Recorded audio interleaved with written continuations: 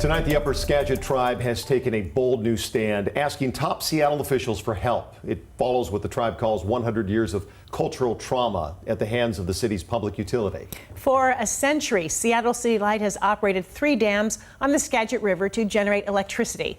The tribe is asking the city to study the possibility of removing one of the dams that sits on a culturally sacred stretch of the river.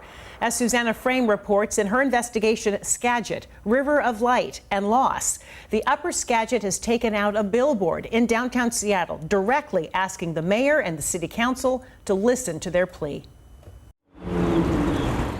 Here's the billboard in the middle of downtown Seattle's Pioneer Square. Addressed to the mayor and city council, it says, after 100 years of environmental and social injustice on the Skagit, it's time to consider removing Gorge Dam. I like how you can see the dead fish on the sign. An elder and 4 young members of the Upper Skagit Indian Tribe traveled to Seattle to see their very public call to action. This is the city of Seattle. They need to do the right thing.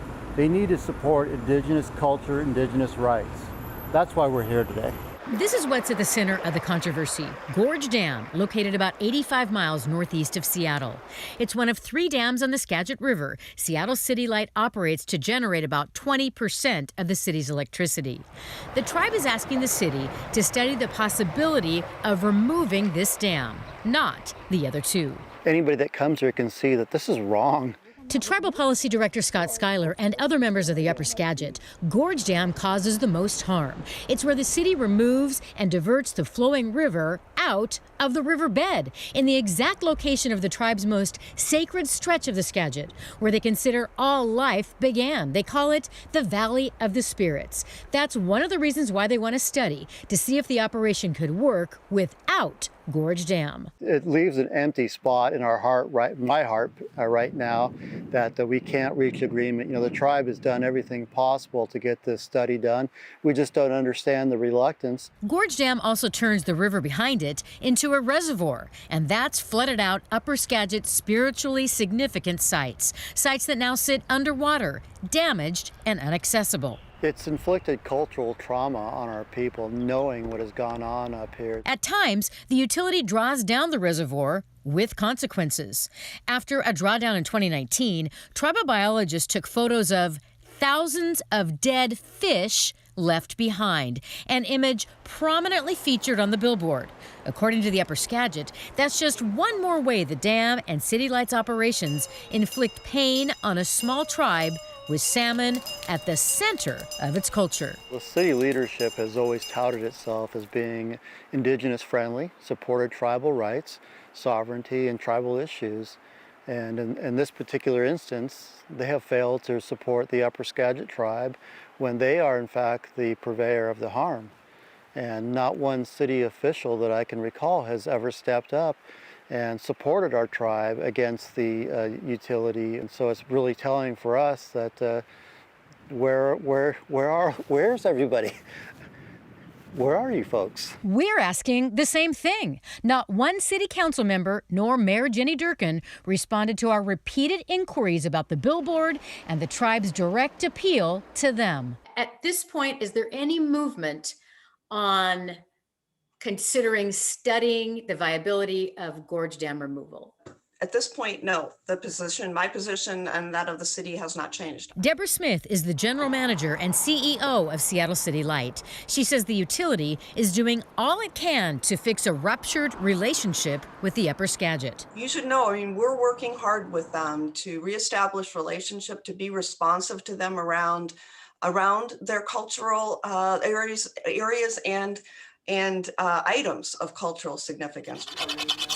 Smith says it's a difficult balancing act, respecting the tribe and its treaty rights while generating carbon-neutral power for the city. We believe that it continues to be in the best interest for the communities, for the state, from a regional and a carbon perspective, to continue to generate the power that project is able to do so.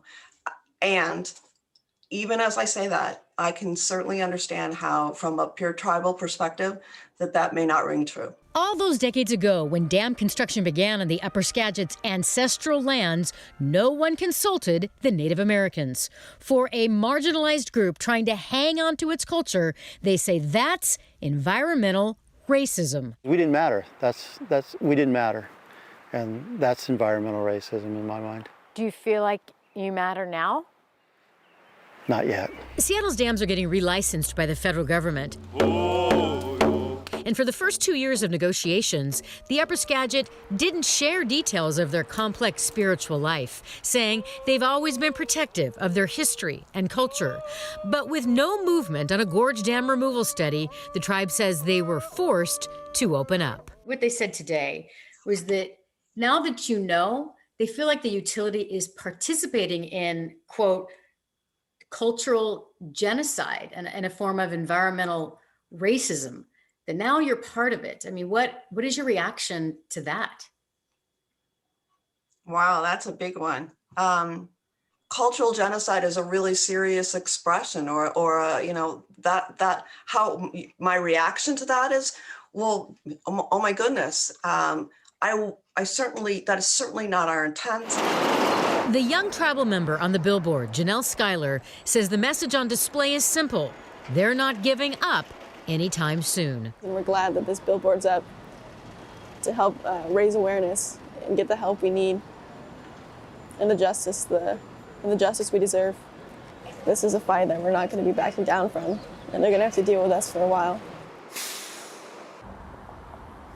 Today, Seattle City Light got a hold of me to give me information about the picture of all those dead fish that are up on the billboard. They said that in 2019, that was a planned event, that it's mandatory for their licensing to test safety functions, but they said no one expected the operation to strand and kill that many fish, and they don't intend to let that happen again. As for the billboard, it's located at First and Cherry. The tribe tells me they hope people see it, take note, and reach out to their city leaders to support their efforts. I'm Susanna Frame, reporting live in Seattle.